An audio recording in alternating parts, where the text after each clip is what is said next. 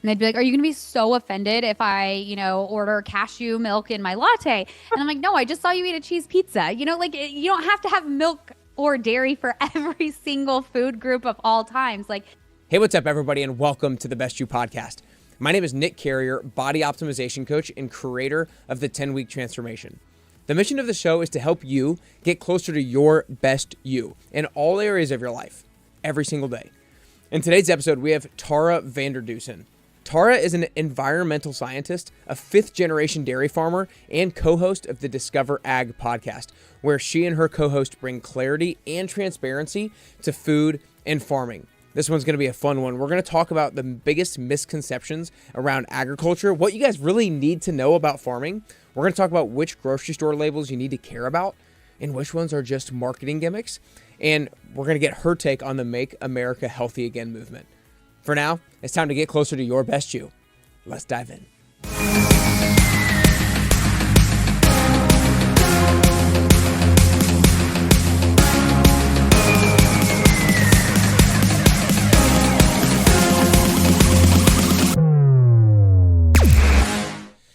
All right, what's up, everybody? Welcome back to the Best You podcast. Today, I am super excited to be joined by the one and only Tara Vander Dussen. Tara, I am really excited today. You know, it's funny. I maybe have had like one person a long time ago on the podcast who has like a high knowledge, who's like a farmer and knows a lot of the ins and outs of that world. But I think for the most part, most of us who are consumers and people who are focusing on our health, we just hear things.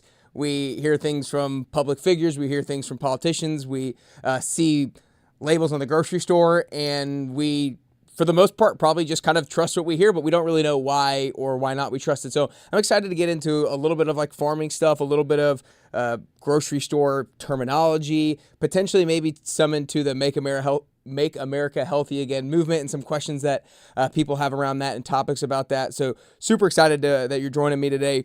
I kind of want to start off potentially kind of on the farming side of things, and you can let me know how much of this is within your wheelhouse or up your alley and how much of it is not, because like we just discussed, I know you're a dairy farmer, but you aren't necessarily doing all of the stuff out in the field day to day, but you're very concerned with the environmental side of things. So soil health, water management, and manure management. So we'll probably talk a little bit about that. But one of the things that I think a lot of us hear, or I know I've heard a lot, is that you are what you eat, and not just you are what you eat, but you are what your food eats. And there's a lot of different phrases on like grocery store items and whatnot that are like grass-fed beef, because the beef eats grass and it's not fed corn or any other products or stuff like that. How important do you feel like it is for farming and for nutritional stuff and for sustainability and environmental? How important is it for us to actually consider what our food eats?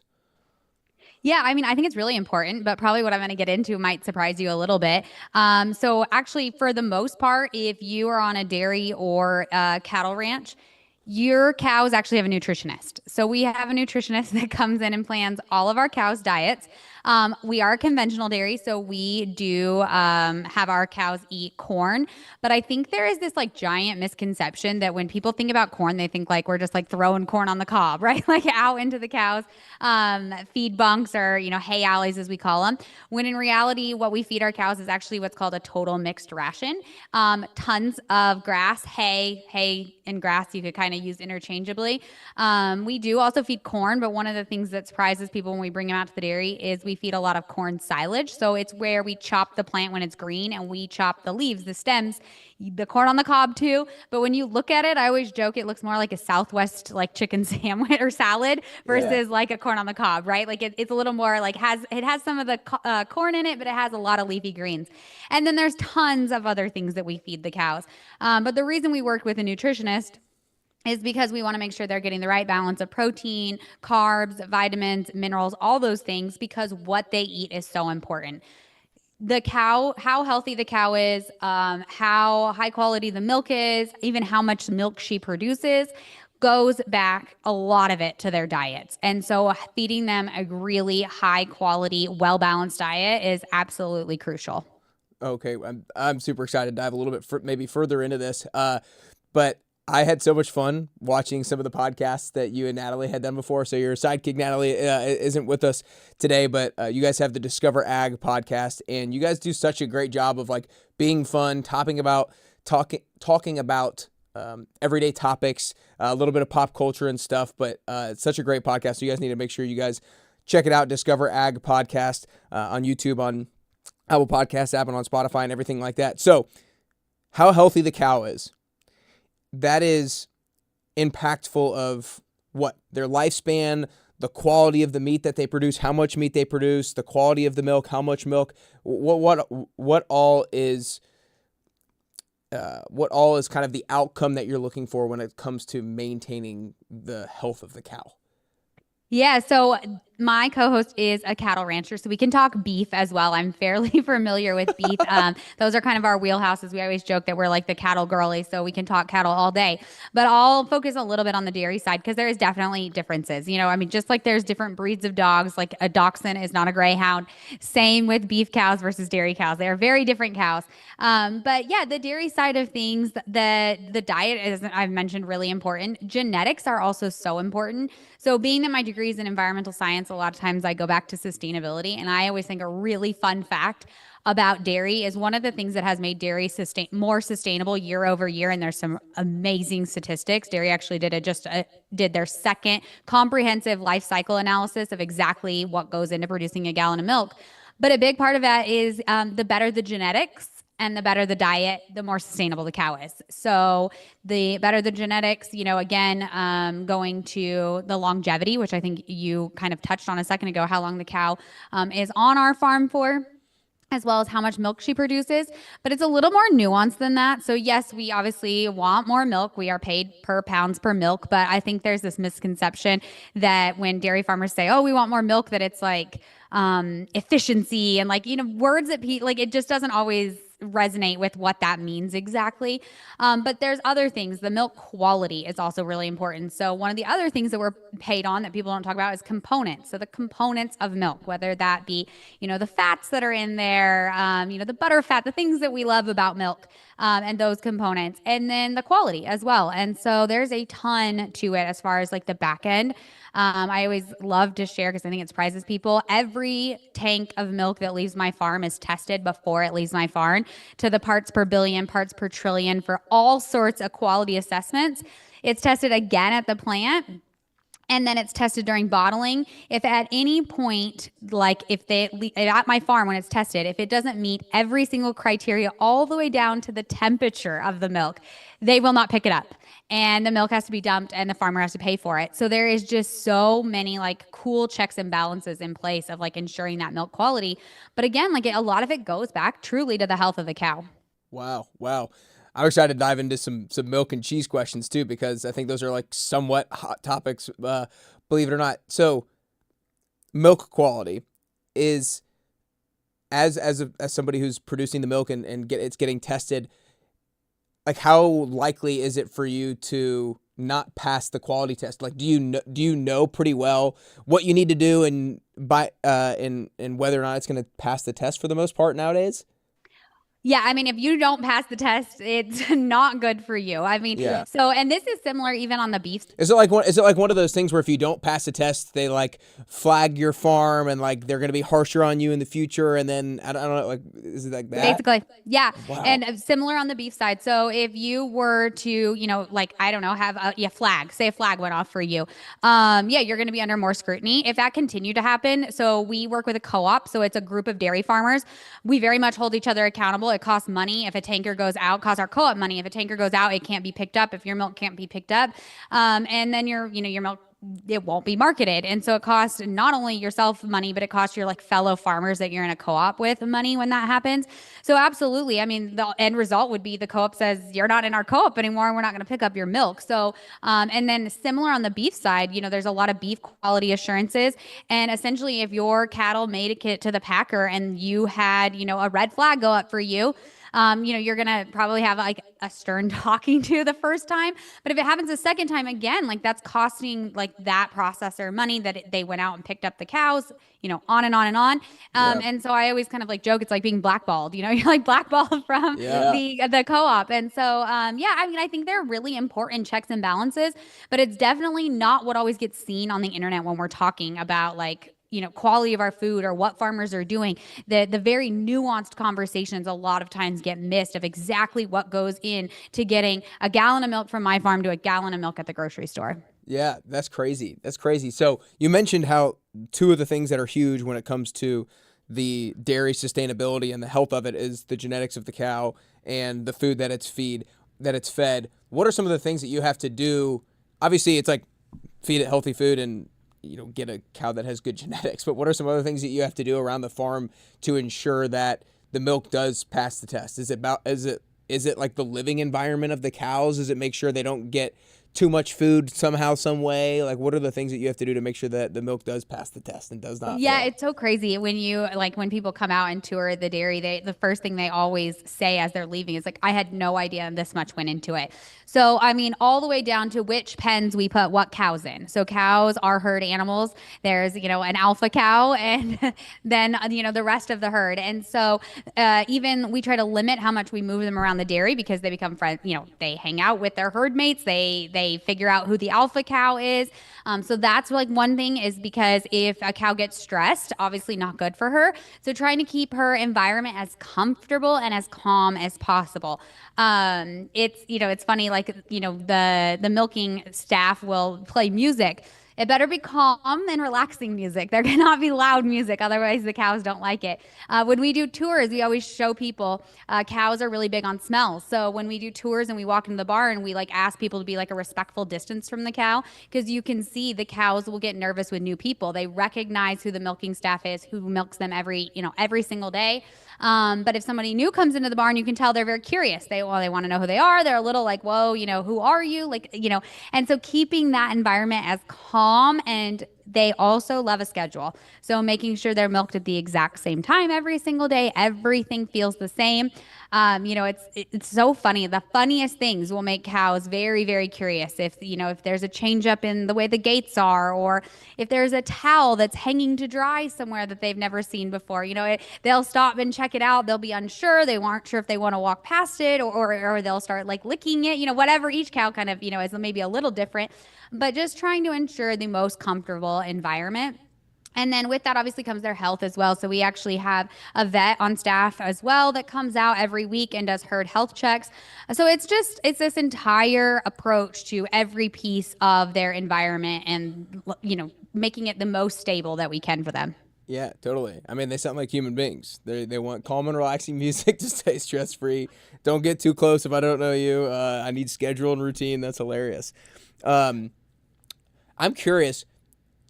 When did nut milks start to become a thing? So I'm 30 years old. So I feel like if my memory could be wrong just because maybe almond milks and cashew milks and nut milks just started when became like somebody who actually went to the grocery store. But when did they start? Why did they start? Do you know any of that? Yeah, so we've always had soy. Soy has always been like a long-standing option as an Yeah. alternative plant-based milk. Coconut milk as well, although it's just coconut milk never I feel like was branded in the same way as like a replacement for dairy milk, in the way that like say Right. soy or the almond milk. I would agree with you. I'm 36. I'm trying to remember how old I am. I'm 36, so a little older than you, but I do feel like early 2000s there was a shift of like, the plant-based alternatives. And we saw it in so many things. We saw it in not just in dairy, but we saw it in beef as well. There's some fun facts though. People are always, so concerned with like pitting dairy milk against the alternative milks. I want to get these right. It's over 90% of all households in the United States have milk in their fridge. And even people that have nut milk, a lot of times they have dairy milk and nut milk. So for a lot of people, it's not an either or, it's a Yeah. both. Yeah. And then our biggest competitor is actually bottled water. So we have lost more market share to bottled water than we have lost to anything else. But it is still, obviously it is the alternatives are still there. I personally come from it that I think there's room in the marketplace for all of them. I know I'm a type of person that likes to have lots of different choices. And I think that's just like part of our generation. It's funny because in college, I remember going to like the coffee shop with girlfriends, and they'd be like, "Are you going to be so offended if I, order cashew milk in my latte?" And I'm like, "No, I just saw you eat a cheese pizza. Like you don't have to have milk or Yeah. dairy for every single food group of all times." Like, I think that plenty of space. And right now, I think we're shifting in a completely different direction in the last, I would say, 3 years to 5 years, where people are, looking at ingredient lists. They want higher protein. And in those cases, like dairy excels. There's one ingredient in dairy, it's just milk. Yeah. And then, our protein ratio compared to, say, like an almond milk, not to pick on my almond farmers, Yeah. but, we excel in the protein category. So I feel like everyone's looking for something different for their option. And like one thing that Natalie and I talk a lot about on our podcast is food choice. It's not my job to ever tell you what your family should eat or should not eat. It's about telling you like the basic information so you can make an informed choice for your family. Totally. Just curious, are there things that you use cow milk for versus almond milk for any particular reason? I have not purchased almond milk. I don't know if that'd be allowed in your house. Yeah, so I mean, we've always done, listen, I support my almond farmers. I buy plenty of almonds in their whole food form, which is probably true actually to my overall diet. Is I tend to be a big advocate for just like whole foods in cases that I can. I always think there's great options for some processed foods here and there. And listen, who doesn't love like a potato chip every now and again in the ultra processed food category? But overwhelmingly, I am more of a whole foods person. So typically, you're going to find whole milk in my fridge. And I have 2 kids. So yes, there is chocolate cow's milk as well in there. It's awesome. I want to get it. I'm interested in some of the topics that are kind of more up your alley as well. Or I mean, I know that was too, but you studied environmental science in college, and that is essentially what you do. Your role is to help manage the manure at farms, the soil health at farms, the water management at farms. I guess let's potentially just start like one at a time. What are the things from a manure management standpoint that I guess the high quality farms are doing or need to do to make sure they're managing that effectively? Yeah, I always do joke that I don't do the front end of the dairy farm. I do the back end. So not always the pretty, cows roaming out on pasture is not always what I'm dealing with. It's it's sampling the manure, sampling the water, but it's something I really love doing and working with farmers on. And to your point, there's so many aspects of sustainability on dairies, and you mentioned like the high quality farms, and I love that you said that because I actually started sharing on social media about 10 years ago about dairy sustainability. And I remember my husband asking, "What are you even going to share about?" And I was like, "Well, I think it's really cool that dairy farms recycle their water like 5 times. So I think like I'd make posts like about that." And he was like, "Yeah, but every dairy farm I know does that. So it's not even that cool." And I was like, "Yeah, but no, people don't know dairy farms are doing that. That's what's cool about it." But in his mind, he was like, "Well, what are you going to share that's like unique to our dairy? We're kind of just like a quote unquote a regular dairy, like run of the mill dairy." But that, to your point, like there is a lot of everyday practices that dairy farms are doing that I don't think people know about. It's kind of similar even to the testing of the milk quality. So recycling water on our dairy is a big one. We're in New Mexico, so water is one of our limiting resources. So we use the same gallon of water multiple times on our farm before ultimately we actually use it to water our crops that will feed our cows. So very much like a circular look at environmental stewardship. To cut you off real quick right there, I'm just curious, what does that actually look like? I mean, you don't have to like, people would need like to visually see the contraptions and everything to actually probably know, but what does that actually look like? Because in my eyes, if you're using water to, water the ground, then like how the hell do you reuse it again? Yeah. So the way we start is in our barn, we will actually use water to cool the milk. So it doesn't actually touch the milk, but groundwater comes out of the ground at about 55 degrees and milk comes out of the cow at 102 degrees. So they run Wow. parallel to each other in like pipes, and we use the water to cool the milk. That water then is heated up, and we actually use it in our like hot water heaters, because everything that we clean all of our stainless steel with, all of our equipment with, we need really hot boiling water. And now that water is already a higher temperature, it's actually an energy saving component to be able to then put that water into cleaning the equipment in the barn. So then it cleans the equipment. We will store that water then, and we will then use it to flush out the back of the barn. So the back of the barn obviously collects a lot of manure from the cows. And so we will use that water to essentially like hose out, easiest way to say it, hose out the back of the barn. Then we collect all of that water in what we call our lagoons. Our lagoons also collect all the rainwater that runs off from our property. We collect it all in lagoons. And we use that at critical times throughout the year to water our crops. And we test all that water in the lagoons for nutrients. So obviously it collects nutrients along the way from that cow manure. And so we test it so we know exactly how much nutrients we're applying out onto our crops so we don't over apply. Jeez Louise.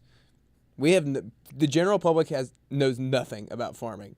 It's so crazy. And it's not nothing. like, how would you know that? Like, I always No. compare it to like my banker, you know, like I think about how like I know nothing about really what happens on the back end of like my banking situation. Yeah. Like there's some level of trust there that I'm like, well, I really hope the bankers like know what they're doing with, you know, running the money institutions. And like I think that on the same way, like with farming, it's really like even within farming, I don't know all the ins and outs of cattle ranching. I don't know all the ins and outs of growing almonds. Like that's not my area of expertise. And so it's just there's a lot to it, you know? Yeah. Yeah, I don't know. Like for some reason, it does feel like we should know more about it. But I mean, you're right. They're like, if somebody asks me like, how does Wi-Fi work? I'm like, I've got no idea. How does it? Yeah, how does internet? I don't know. But no, this is fascinating. I'm super intrigued. So, as far as now manure management, like I can't even imagine. I can't even imagine how you have to handle that. So, you know, you mentioned how some of the water is used to clear out the back of the barn, to hose out the back of the barn. I'm assuming, you know, people know that manure helps to make the soil healthier as well. So what does the manure management look like? Yeah, so one of the great things with soil health is the higher the organic matter in the soil, typically it's considered like a healthier soil. You want really high organic matter in your soil. One of the best ways to build organic matter is through organic matter coming from cow manure. Yeah. So there's a few different things you can do. On our dairy farm, we actually collect all of our manure from the pens. And then before the water goes into the lagoon, we actually separate out as much like quote unquote solid, so that manure as possible, and we compost it. And when we get done composting it, like it is what you would think of when you go to your garden center and you pick up like composted material. That's exactly what leaves our farm.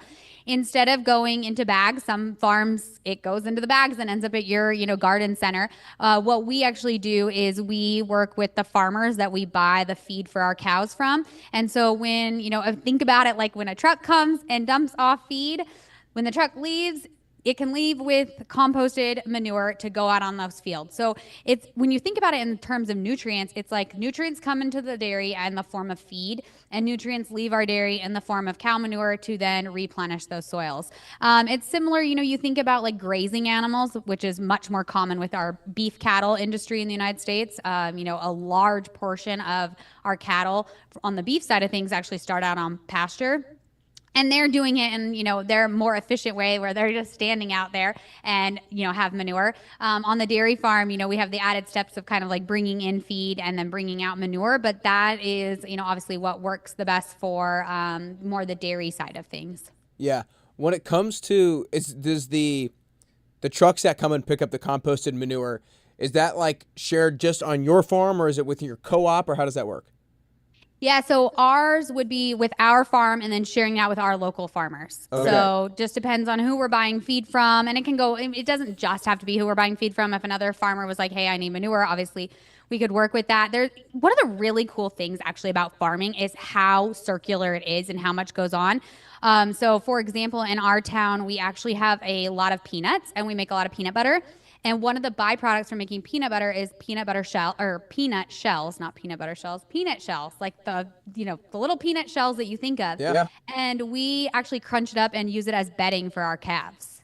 Wow. And so like little things like that. Another thing, we're in a huge cotton area. A really great source of protein for our cows is actually the seed that comes out of cotton. So when you make cotton, there's a leftover seed that can't be used, obviously, to make your clothing.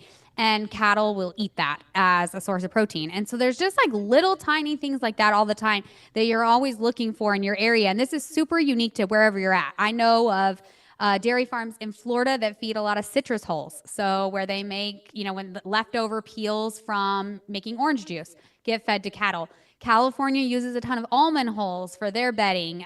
Like there's just very Yeah. unique places of how farmers are working together to, recycle, reduce the waste. Yeah, that's wild. That's wild. No, you mentioned how your husband said how we use the water five or recycle it 5 times over or whatnot, and he's like every dairy farm does that. Are there certain things that and we'll stay on the dairy farming side of things. Are there certain things that all farmers have to do, but then there's certain things that they can do if they want to be more sustainable, uh, more friendly to the cows, uh, produce higher quality product? Like, are there different things that people can do that farmers can do to kind of like up level their product, if you will?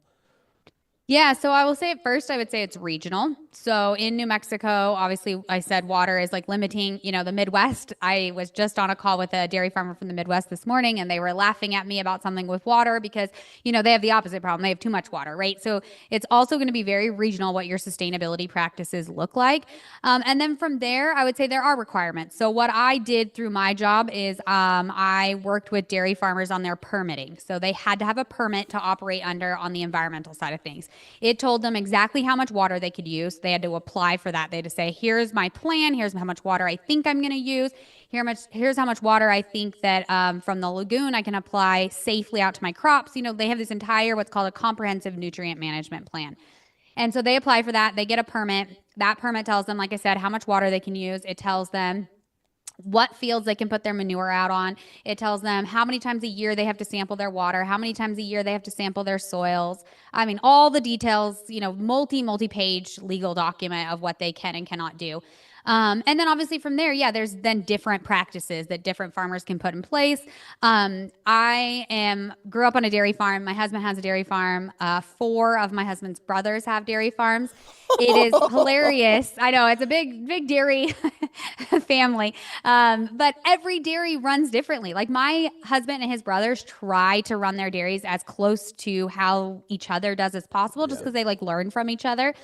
And they always joke like somebody does something different. Somebody has things just, it's like every herd and every location, every barn is going to have its quirks of what works for them and doesn't. And then to your point, like every farm is different. So one of our barns is actually solar powered. So we have a solar power farm that is in front of our barn, and our barn uses the solar power for energy. Does every dairy farm do that? No. Do lots of dairy farms do it? Yes, actually. But it's something that's a little different about our farm that to your point, like kind of up level what we're doing sustainably. Gotcha. Gotcha. That's interesting. Uh, I want to go into some grocery store terms because I think this is the one of the areas that I know so many people are super confused about, and oftentimes we think we know what we're picking and why we're picking, but maybe there's myths about it or we don't know about it. What grocery store terms on beef, on eggs, on chicken, on whatever are you most conscious of when you're shopping? Yeah, really good question. So I am not gonna lie, I buy the cheapest milk on the shelf every Okay. time I go to the grocery store. I mean, I might even just interrupt at certain places here because I'm interested. So you feel like the difference between different kinds of milks, like the quality of them is probably just, there's not really much different quality because the standard is the standard and it's either, it passed the test or it didn't pass the test. You feel like it's pretty standard. Yeah, so there are differences. Organic. Let's use organic versus conventional. That's a Okay. big one. Organic, a lot of people have preconceived notions of what that means. To me, as a farmer, it means different management practices on the farm. It's a farming practice. Organic for dairy farms mean the cows are out on pasture for X amount of days out of the year and they can't use antibiotics. So those are some things. Knowing like what I know, I don't choose to purchase organic. That is no shade on the organic farmer. Yeah. For me, those things are not the things I'm prioritizing when I'm at the grocery store. As far as how much protein's in it, the quality, the conventional milk is just as high quality, just as much protein, all of those kind of things. Gotcha. So you're saying like milk itself basically equal product. It's just about the farming practice. Yep. And there is some, like if you do a grass fed milk, there's a little bit higher of the omegas, the healthy omegas. Right. But it's still gonna be relatively minimal. Like when it comes to the recommended intake of omega 3s. Exactly what I was going to say. So a lot of times for me, I would rather spend my money in that case on a higher quality salmon and be getting my good omegas from there versus dairy. And again, like not throwing shade on those organic farmers. It's like that's where it comes down to food choice. And I'm like, okay, I have X amount of money to spend at the grocery store. Where do I want to spend my money? I also though drink a Fairlife high protein drink every morning. So I spend my money, my milk money goes to getting those because I love that meal replacer. So I do those. As far as like grass fed on the beef side, I do not buy grass fed. I do buy from a local butcher in our town. I think if you are looking for high quality grass fed, I always recommend to people to go direct to consumer. There's a lot of really great options of being able to buy beef directly from like a farmer and rancher where you can ask your specific questions and know exactly what goes into it. With that being said, I am also the girl that goes to Costco and gets the huge, prime rib roast and feels completely confident with that piece of meat and what goes into creating or to making that piece of meat.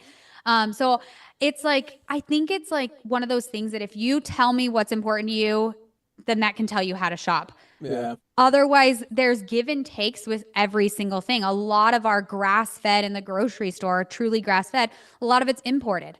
Personally, for me, I really love supporting U.S. farmers and ranchers when I can in the beef aisle. And so if I was looking for specifically grass fed, that's where I'd be like, okay, where's a farmer or rancher I can buy directly from?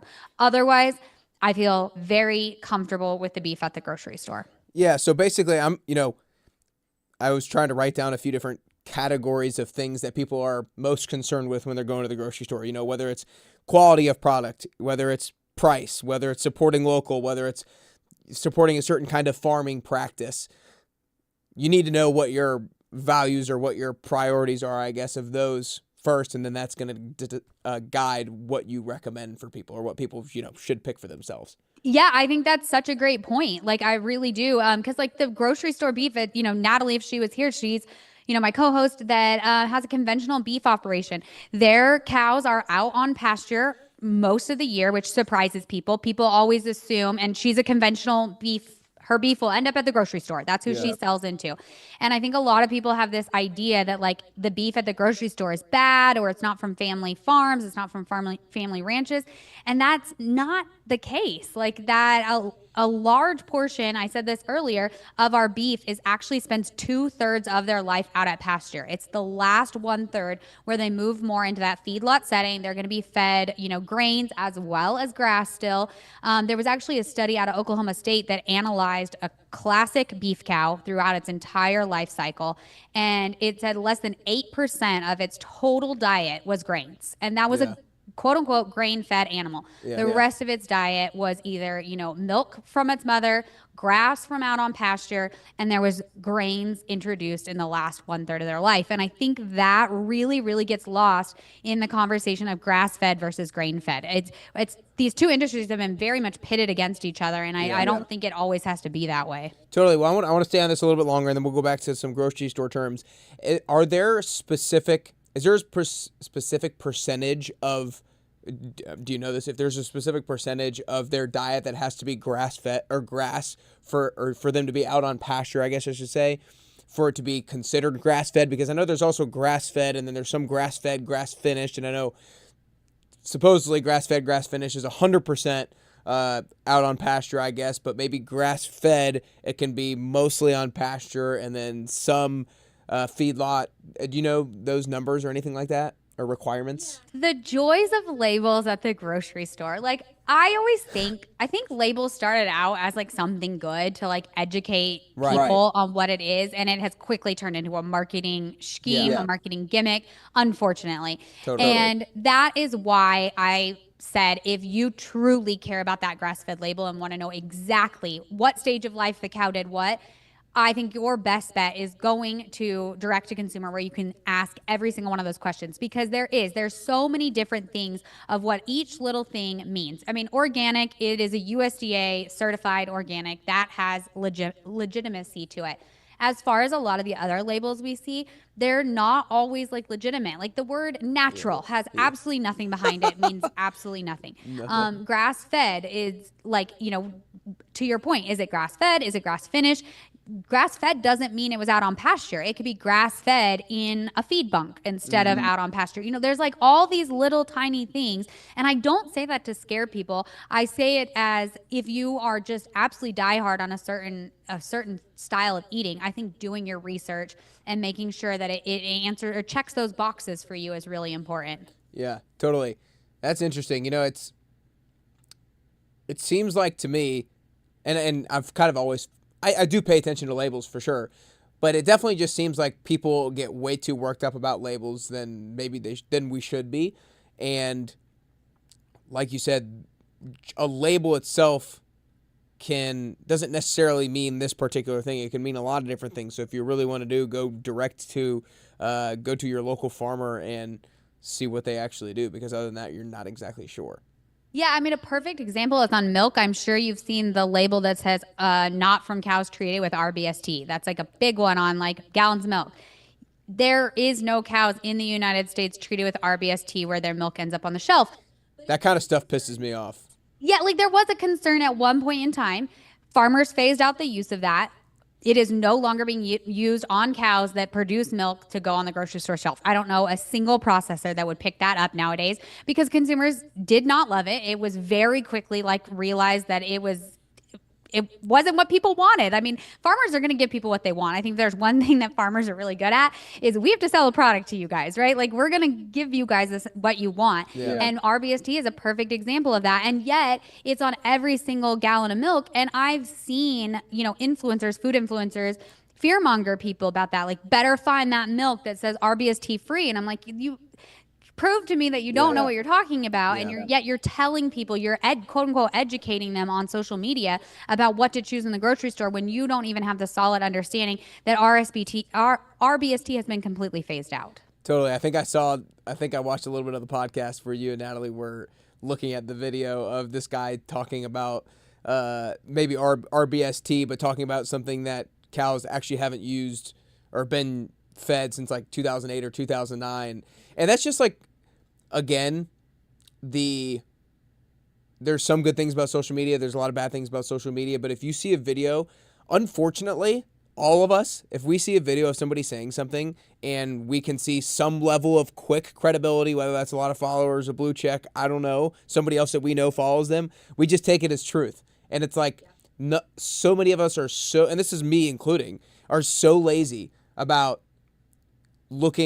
checking facts and actually looking up whether or not what somebody else said is true or not. And that leads us to be so confused and follow stuff that's ridiculous and get too worked up about things like food labels. No, and it happens. Listen, like it even happens to me. We actually recently did a reel about potatoes, and it was That was the one. Yeah, and what we didn't know, I'm not a potato farmer. My brother's a potato farmer, but I'm not a potato farmer. I don't really know. And so we brought on a potato farmer that's been farming for, a decade plus. His father before him was a potato farmer, like a long history of potato farming. And he came on and said, yeah, that chemical that the guy was talking about in the video had been phased out in 2008, I think. Like, we were talking over a decade, right? Yeah. Like almost 2 decades now that this product has been phased out. And yet it was being fear-mongered online. And it's so frustrating because I do think that's one of the problems. I think the closer you are to your food system, the less you fear it. So if I see a video like that about potatoes, I'm not going to probably believe it because I'm like, well, my brother's not going to spray that if it's dangerous for his family and then bring me his potatoes, right? Like drop them off at my house and say, eat them. But the further you are removed from that, you don't have that like trust level. And it's so hard because I get asked all the time, how do we fix that trust? And I don't know that I have a great answer because it is really hard. We're talking about we have physical distance between us. You know, I'm in rural New Mexico. I would guess most of the listeners do not live in rural New Mexico. And like then we have, you know, just lots of barriers. You can't know about every single food that's on the grocery store and exactly how it's produced. And so it's a very challenging thing. And yet you have people making a lot of content going a lot viral right now for fear mongering people about their food. And it's so frustrating, you know, as a farmer, because you'll see things and they'll take one tiny seed of truth and then just run with it in another direction. Yeah. And it leaves people very, very much confused and scared of their food. Yeah, totally. I think the only solution to it is to have more well-intentioned people out there who are not trying to sell something or have marketing gimmicks or try to scare you, like, because the fear mongering is so real, and then it leaves people to think, what the hell am I supposed to eat? Like, there's nothing to eat. I don't know how many times I see that online. What the hell are we supposed to eat? And I'm Yeah. like, you can go to the grocery store and just buy food and feel really good. Like you can feel good about it. Yeah, totally, totally. Well, we went through milk. We talked a lot about beef. Any other thing like eggs, chicken, anything else that you are actually all that concerned about, or are you mainly shopping with local farmers for a lot of the stuff? No, so I mean, I feel like definitely a grocery store shopper for the most part. I would say, I mean, I get my milk from the grocery store. I would say my beef is probably the only thing that I get from like a local butcher, and it's grass fed, grain finished beef, like very conventional American beef that I'm buying. As far as the eggs and chicken, I mean, I'm not like talking about not in industries. Those are not the poultry and the hog Right. industries are two of animal agriculture that I'm not the most familiar with. We did bring on, though, the CEO on our podcast from Pasture Bird, who raises one of the largest pasture based bird poultry operations in the United States. And I learned a lot. I mean, it goes back to the labels that, you know, you can't, like, what we think labels mean doesn't always mean what they mean. And that can Yeah. be really challenging and really frustrating.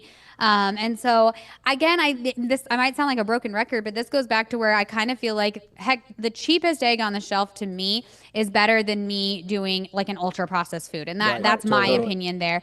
And so sometimes I try not to get too caught up. If I'm like, you know what, is this strawberry organic or regular? Less of a concern than the fact that I want to get more strawberries and more Yeah. fruits and vegetables into my kids, right? Like that's really more my concern. And so as far as like getting into the nitty gritty of it, I try not to. I try to go in the grocery store having more fun than like fear. Totally. I'm so glad you said that last part too, because that's the part that gets me most annoyed with the whole fear mongering and the food labels and stuff like that, is people over analyzing whether to pick the organic apple rather than the regular apple. It's like, you didn't get unhealthy by eating regular apples versus organic apples. You got unhealthy because of the ultra processed foods that you were over consuming. And so I think honestly, if you leave with anything today, leave with what you're going to leave with a lot. But if you leave with anything today, leave with less frustration, less confusion, less working yourself up over certain food labels, and more just focus on getting actually real foods and whole foods more than anything else. I appreciate that. The Make America Healthy Again movement has obviously become huge, the MAHA movement. And there's a lot of different things that, if you actually follow people who are a part of it, or if you actually follow articles that are talking about it, are talking about. We don't have time to go into every single topic. Is there a particular topic that you feel most strongly about, or that y'all talk most about, or feel like is most important to share with people that that movement is trying to do and accomplish? Yeah, That's I have good or such bad? mixed feelings about Maha, and I think I'll start with the positives. I feel like whenever RFK Jr. gave his like resignation speech, Natalie and I actually covered it on the podcast, and we said, whatever you think about Maha, whatever you think about RFK Jr., this was probably the first time in my life where I saw a presidential candidate give as much time and energy and platform to 100%. agriculture and food. And at the end of the day, even Trump in his acceptance speech gave a shout out of, you know, America's food, America's agriculture. That's a positive thing. I feel like this conversation, we said, how do we get people connected to agriculture again? talking about it, making it Totally. mainstream, making people ask questions. So to me, that is a positive. Whether everything that comes out of it is a positive or not, I don't know. That's probably still to be determined. But I think that's such a positive. I think where I struggle is, we had the big MAHA group that presented in front of some senators that got a ton of social media attention. Yep. We had a few of the influencers that talked about glyphosate, talked about GMOs, talked about the farm bill. And where I struggled was like, where is the expert on that panel? Like, I'm fine with it even being an anti glyphosate, anti GMO conversation, but then have an organic farmer on that panel. Have someone that is boots on the ground that actually can speak to the farming practices. Because it's what is the quote that says it's really easy to be a farmer when, your plow is a pencil and your field is a piece of paper or what, there's that old quote from a president. And it's so true. Like it was like we have food influencers speaking about how the farm bill is affecting farmers. Where is the farmer that is pro MAHA, and let them have a platform to share about it? Let them say why they are choosing to not spray glyphosate. Like that, I think is my biggest thing is like, let's make sure the people that have a voice in the conversation around food and agriculture are people who, I mean, I know food affects everyone, but farming practices should be spoken on by farmers from both opposing, like both viewpoints. And so that was, I think, what I continue to struggle with. Totally. I would hope and like to think, I have no idea, but I would hope and like to think that they're talking with a lot of farmers when they're discussing this stuff. Yeah, but who knows? Who knows? I think that you guys have recently, and you can correct me if I'm wrong, have recently talked to people on either side of the. We'll just stick with glyphosate because I think you've talked to somebody on the pro anti glyphosate and the like neutral and maybe pro glyphosate. Talk to me. Obviously, I guess you're not the expert, but you've talked to some experts. Talk to me about what you've learned and where you feel like you currently stand on that issue at least. This summer we did do a 3-part series. It's coming out right now. Depending on when this airs, we're like right in the middle of it. So there's some really good conversations, and we interviewed one professor that is very pro GMO, pro glyphosate, and gave a lot of factual information from there. We interviewed someone that was very anti glyphosate, anti GMO. And then at the end of the series, Natalie and I are giving kind of our opinions after, again, as you said, we're not the experts, but we've read both of these people's books. We've read, going on and then talking with them kind of our thoughts.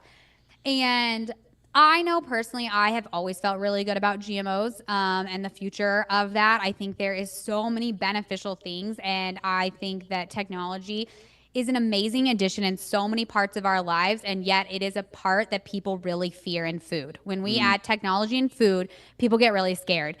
We often hear like, why don't we go back to the old way of farming? That's something I hear all the time from people, is like as if those were the good old days, and in reality, like the amount of quote unquote chemicals we use is actually declining. The amount of fertilizers we use is plateauing, if not declining. Like we're making vast improvements. As a dairy farmer, I can say confidently cow care has never been better than it is today. And so I'm like, no, I do not want to go back. More farmers are living out of poverty than ever before. Like there's so many positives about where we're at with our food system. Can it get better?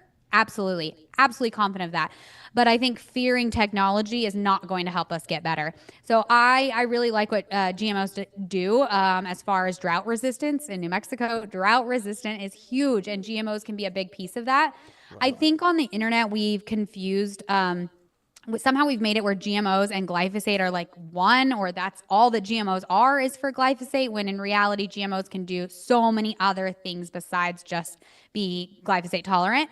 I think I went into this series having more questions about the glyphosate. Like, is it safe? Are we okay? How does it mix with all the other things we're putting in our bodies and consuming and being exposed to?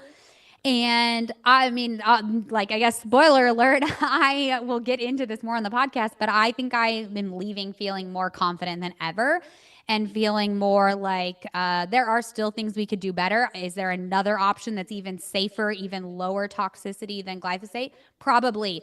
And I hope the research and development gets there. I do think farmers have to have tools of controlling weeds. We have to be able to have yields to feed people. Nobody wants the ugly apple at the grocery store. No one wants the strawberry that has worms in it, right? Like that is a reality of farming, is ensuring those our product at the end. And so I think we can do better, but I'm not fearful and afraid of where we're at either. Okay. Okay. Gotcha. So you're not somebody who, if you learn that glyphosate is sprayed on or has been sprayed on a particular crop, you're not staying away from that per se. Nope. And when you look back at the history of other products we used, I feel really great about, I mean, knowing that these are products my family members are using, right? Like, and I know some of the previous products that were used in the 70s were much more dangerous, much higher toxicity. We knew a lot less about them. And I have seen the repercussions firsthand of, what that can mean for someone. And I feel like we are doing such a better job of knowing what goes on to our crops. We're getting so much more precise. And glyphosate's a perfect example of that. It is targeting, it is for GMO crops. It is targeting something very, very specific. Was there concerns of over application in the 90s and we need to be careful we don't end up with, weeds that we can't control? Yes, all those things can be true and also can feel like glyphosate is a really great tool in our toolbox. Yeah.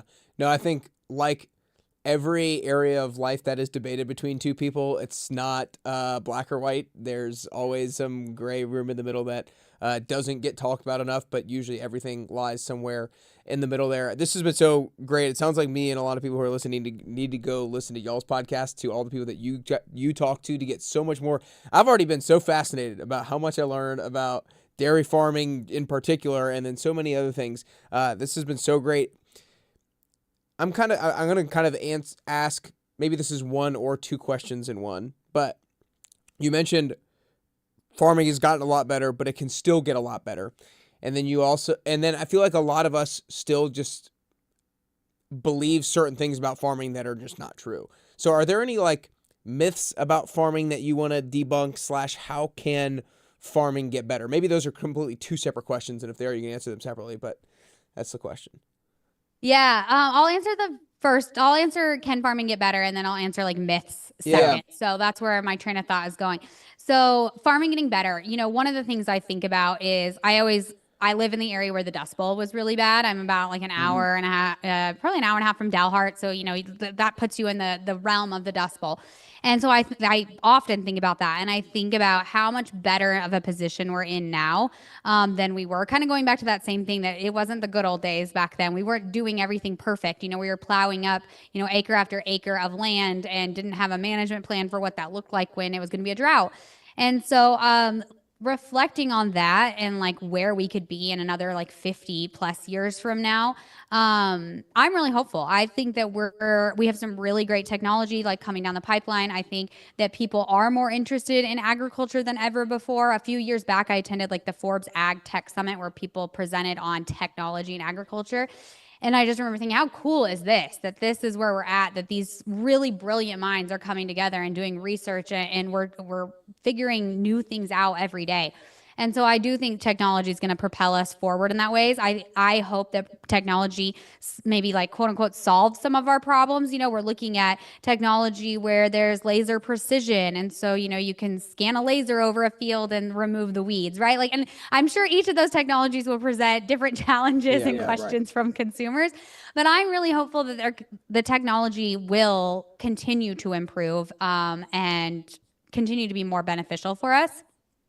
I think kind of on that same note is the majority of farms in the United States are family owned and operated. I think that gets very, very lost in the conversation. Farmers are truly like experts in what they do. I mean, decades and decades of doing what they've done, gone to school, had done research, talking with their universities. I mean, I just think about all of the times my husband goes to like continuing educations, that I've done things that are continuing education, continuing to try to get better and build our knowledge base while also being like a family farm. And so I like think that that's important to remember. To the potato farmer you saw, one of the things he said was, I go out and got potatoes last night from my field, serve them to my family.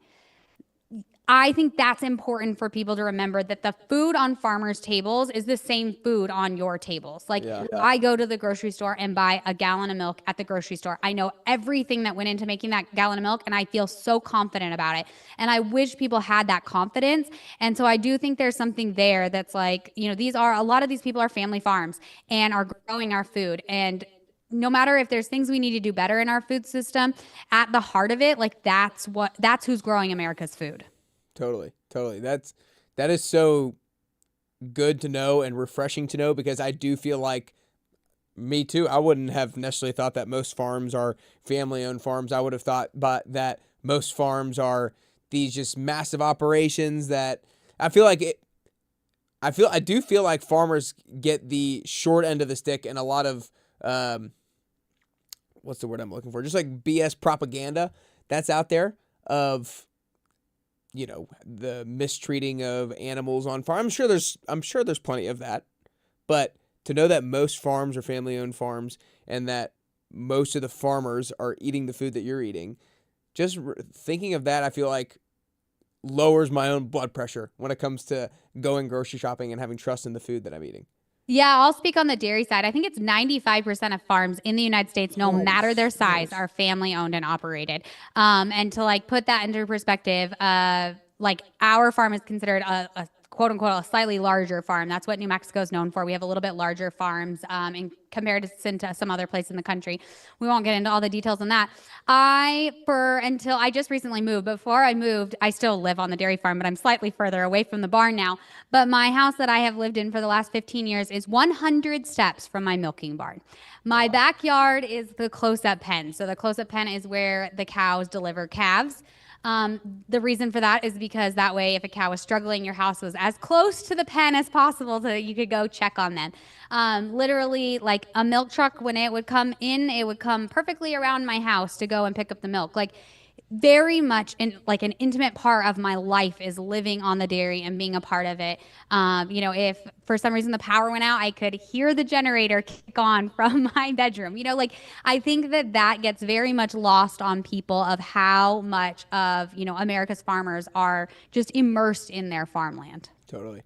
That's cool. That's cool. Well, you guys need to make sure that you go listen to their podcast at Discover Ag Podcast. You can follow them on Instagram at Discover Ag Podcast as well. I'm sure you're going to learn so much more than we did today and probably be very entertained by them too as well, her and her sidekick, Natalie, if you will. Is there anything that you want to share to finish off when it comes to farming or grocery shopping or anything that's top of mind that you feel like a lot of people are concerned about or thinking about to wrap it up? Or No, thanks for having me on. This was a great conversation. We love having these kind of conversations, and yeah, I hope people will go check out Discover Ag because we try to make agriculture news fun and relevant and pop culture. It's not going to be like your grandpa's farming podcast. It is very much relevant to everyday, all of us that are grocery shopping. So yeah, thanks for the opportunity to share. no, totally, totally. And it is refreshing because I think a lot of times people who don't know a lot of farmers or don't know any farmers, like myself, when we think of a farmer, we can just think of some old guy who's been farming for years and is a seventh generation farmer, but it's refreshing to get it from somebody else, a refreshing new face from you and Natalie. So you guys need to make sure you go listen to Discover Ag Podcast. Go follow Discover Ag Podcast on Instagram. You can go follow Tara on Instagram as well at Tara Vander Dussen, and I'll make sure that's in the show notes as well, link down below. But if you are watching on YouTube, make sure you hit the like and subscribe button down below. If you're listening on the Apple Podcast app or on Spotify, then make sure you hit the follow button as well. But other than that, that's all we got today. Appreciate you guys watching. And Tara, thanks so much for your time. Thank you.